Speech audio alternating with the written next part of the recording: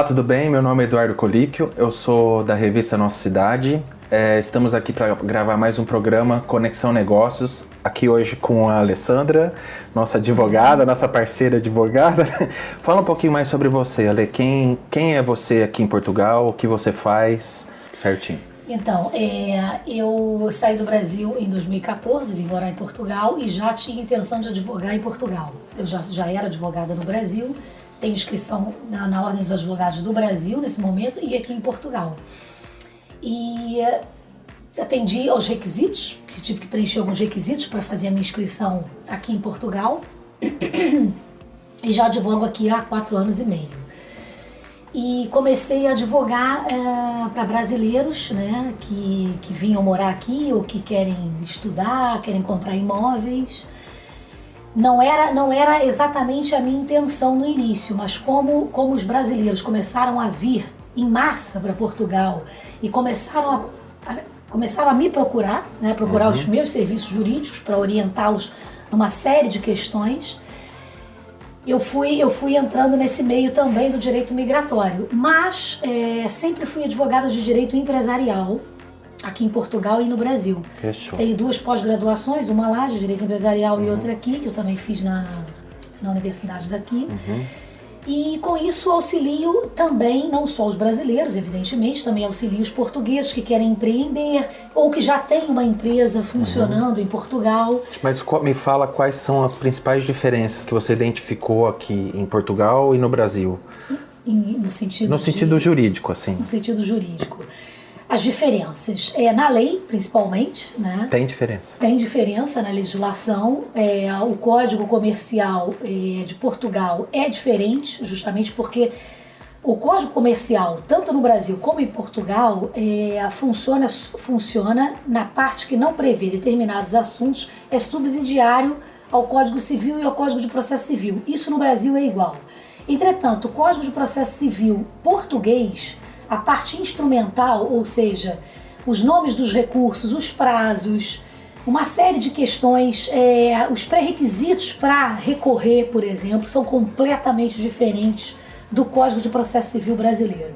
Então, como essa parte instrumental, processual, civil, tem a ver também com todas as demais áreas do direito, no meu caso, o direito comercial, que é o direito que eu trabalho, acaba influenciando, sim, no Código Comercial, né, nas leis de direito comercial portuguesas. Mas é fácil o empresário do Brasil sair de lá e empreender aqui?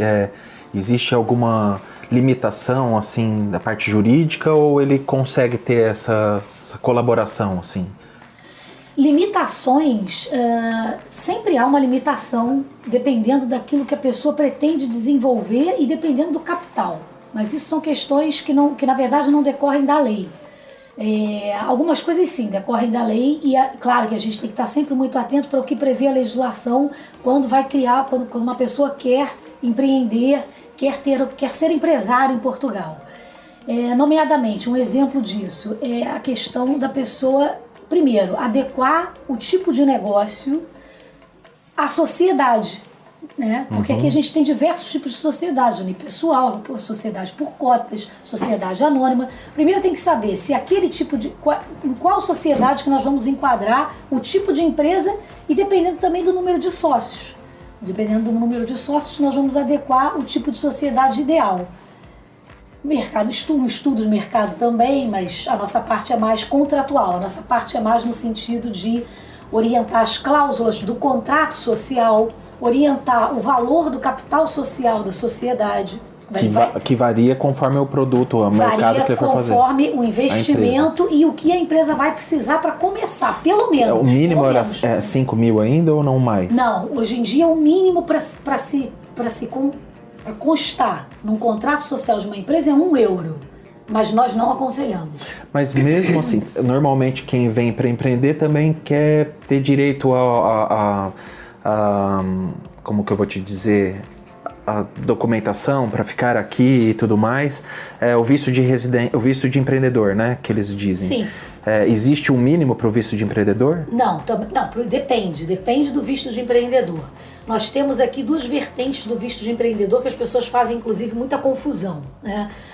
O fato da pessoa vir abrir uma empresa em Portugal ou investir, né? Porque a gente pode ser a abertura de uma empresa, pode ser um investimento de capitais, enfim, temos alguns tipos de investimentos. Se for um investimento mais arrojado, ou seja, vou dar um exemplo básico que que a maioria das pessoas já conhece, que é a compra de um imóvel num valor igual a 500 mil euros ou superior. Mas aí não é de empreendedor, né? Não é um visto de empreendedor, visto gold. É o visto gold, que é de investidor. Ah, investidor, não empreendedor. Não, exatamente. Esse te dá a condição de ficar durante 5 anos legal em Portugal e depois pode aplicar para a nacionalidade portuguesa. O empreendedor, mas atenção que há essa confusão. O investidor, quando também pode abrir uma empresa em Portugal, mas tem que obrigatoriamente o investidor que pretende se legalizar através do visto Gold ou Golden Visa. Porque também, mas tem que obrigatoriamente, se for para abrir uma empresa, se for para abrir um negócio em Portugal, ele tem que obrigatoriamente ter no mínimo 10 postos de trabalho, ele tem que dar emprego para 10 pessoas. Se for o visto Gold. Se for para aplicar para o visto Gold. Se for o empreendedor que não preenche esses pré-requisitos para o visto Gold, que é um visto permanente, né? Que a validade é de 5 anos, depois a pessoa pode aplicar para a nacionalidade. Se for um empreendedor de uma pequena ou média empresa, ele vai conseguir também o visto de empreendedor, mas vai trocar aqui em Portugal pela autorização de residência. Que a maioria faz. Que é o que a maioria faz. E sim, e pode se legalizar. Sim, trocando o visto pela autorização de residência, estará legal em Portugal. Pelo período lá de 6 anos? Pelo período inicial de 1 ano, depois 2. Renovável por mais 2 e sempre por mais 2. Depois que fizer 5 anos, evidentemente ininterruptos, né? Ele pode sim aplicar para a nacionalidade, esse pequeno e médio empresário. Legal. Bom, olha, para você... Para você que está devendo aqui em Portugal ou no Brasil também, a lei ela é específica para isso também. Ela tem esse dom aí de limpar as empresas, né? O que você sugere aqui? Ali... Limpar no sentido de arrumar a casa, né? Claro. Limpar a sujeira que tinham feito ali, né? Exato. Qual o passo a passo rápido aqui para as pessoas que estão endividadas aqui, ou então que estão endividadas no Brasil e querem vir para cá? Dá para começar de novo aqui em Portugal? Como que é feito isso? Sim. Respondendo à tua primeira pergunta, no sentido de qual é o conselho, né, jurídico que eu daria para um empresário que está com dificuldades financeiras na sua empresa. Primeiro, analisar o passivo. Primeira coisa que a gente tem que ponderar é que, geralmente, quando há dificuldades financeiras, é que o passivo já está em números superiores ao ativo. E aí o empresário está numa grave situação financeira. Gastando mais do que ganha. Ou seja, as dívidas são maiores do que o que ganha, mas atenção, isso também pode ser verificado se o patrimônio responde pelas dívidas, porque se responder, isso é um bom caminho para iniciar uma recuperação dessa empresa, né? Aqui em Portugal nós temos algumas ferramentas jurídicas para iniciar essa recuperação financeira de uma empresa. Um deles é a PER, né, que é um plano especial de revitalização para essas empresas. É apresentado um plano de acordo de pagamentos para os credores, e se a empresa tiver algum patrimônio, pode vender um patrimônio para saldar algumas dívidas. E nesse plano, uma grande vantagem é que podem ser excluídos os juros dessas dívidas, as parcelas dos acordos podem ser maiores, né, mais alargadas. Isso tudo quem analisa, isso é um processo judicial e o juiz é que vai aprovar ou não esse plano. E esse plano geralmente tem que ter pelo menos a anuência de um dos credores. E também temos uma outra solução que é um pouquinho mais drástica, mas muitas vezes pode ser uma solução, que é a insolvência. Tipo abrir falência. É mais ou menos isso. Abrir falência. Mas tem muitas vantagens aí. A palavra assusta um pouquinho, mas aí depois mas tem muitas vantagens. Fica restritiva para o resto da vida ou não? A única desvantagem da insolvência perante a PER, né, que é esse plano de revitalização, é que na insolvência o dono da empresa, ele perde a administração da empresa e também dos bens da empresa. Essa é a única desvantagem. Mas em determinadas situações é a única solução. Entretanto, é claro que existem outras soluções. Antes de decidir pela insolvência, existem outras soluções. Uma solução muito interessante também é que nós vemos muitas vezes que trata-se de que às vezes há dívidas de uma empresa porque fornecedores deixam de fornecer produtos porque a empresa não pagou, né, pelo fornecimento desses produtos. Ou então, porque está com dificuldade, evidentemente, porque também os seus clientes não lhe pagaram. E eu vejo muitas empresas, nós já repatriamos muito caixa com execuções. Executando dívidas, de cobrar os clientes. Aqui é fácil receber desses clientes assim? Depende. Às vezes é verdade, o cliente está em uma situação também muito complicada e aí é um pouquinho mais complicado, mas aí também às vezes o cliente está insolvente, também há como receber se habilitando na massa insolvente, né, no processo judicial. Mas a gente tem recuperado quantias significativas para as empresas com as execuções judiciais. E demora muito tempo? Executando as faturas que ficaram pendentes com os clientes. As faturas seriam como se fossem os boletos do Brasil, mas aqui é fatura, né? Aqui são as faturas, não pagas, né? As faturas não pagas. Sim, as faturas que seriam as notas fiscais. Exatamente. Que aqui chama fatura. As notas fiscais, exatamente. E demora?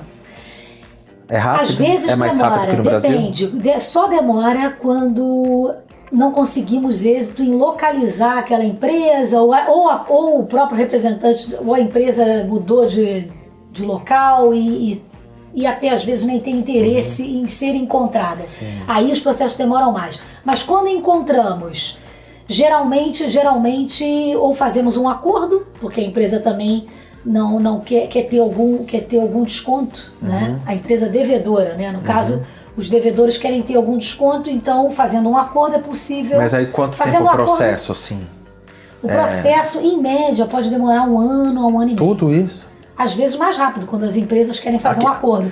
Porque muitas vezes nós até conseguimos resolver a situação antes de executar, com uma notificação judicial. O devedor às vezes toma a iniciativa para pagar. Sim. Uma pergunta curiosa agora. O jeitinho brasileiro aqui funciona? Eu não aplico aqui o jeitinho brasileiro. É claro que a nossa simpatia ajuda muito. Esse é o jeitinho brasileiro, a simpatia. Mas eu já tive situações em que tentei quebrar o gelo com a minha simpatia e não fui bem sucedida. Aproveitando o gancho agora da comédia aqui, assim, da parte mais descontraída, que essa parte jurídica é muito tensa, né? Queria saber um fato curioso aqui que você teve aqui em Portugal, para contar um pouquinho para o pessoal que está assistindo, para a gente terminar assim mais light, assim. Conta aí um caso curioso que você teve aqui em Portugal e que foi divertido, assim, tudo. Bom, eu tive uma cliente que chegou no escritório, sentou na minha mesa, na minha frente, uma senhora, e aqui em Portugal também é possível requerer a sua própria insolvência, a insolvência da pessoa singular, né? Pessoa física. Pessoa física, Quando a pessoa física... Tô falido. Porque a pessoa física também tem dívidas, exatamente. Também pode se ver numa situação extremamente complicada. E essa senhora, de fato, tinha muitas dívidas. Então me apresentou as dívidas todas e quando eu comecei a fazer as perguntas para saber se nós poderíamos requerer a insolvência dessa senhora, comecei a perguntar. E eu perguntei, então, a senhora tem essas dívidas e tem algum patrimônio em seu nome? Ah, doutora, tenho sim. Então, a senhora pretende... a senhora está disposta a ver esse seu patrimônio apreendido para o processo, né, para a massa insolvente? Porque não estou. Não quero ver meu patrimônio. Pronto, então, isso é um ponto. Mas a senhora tem muitos patrimônios? Ah, eu tenho muitos patrimônios.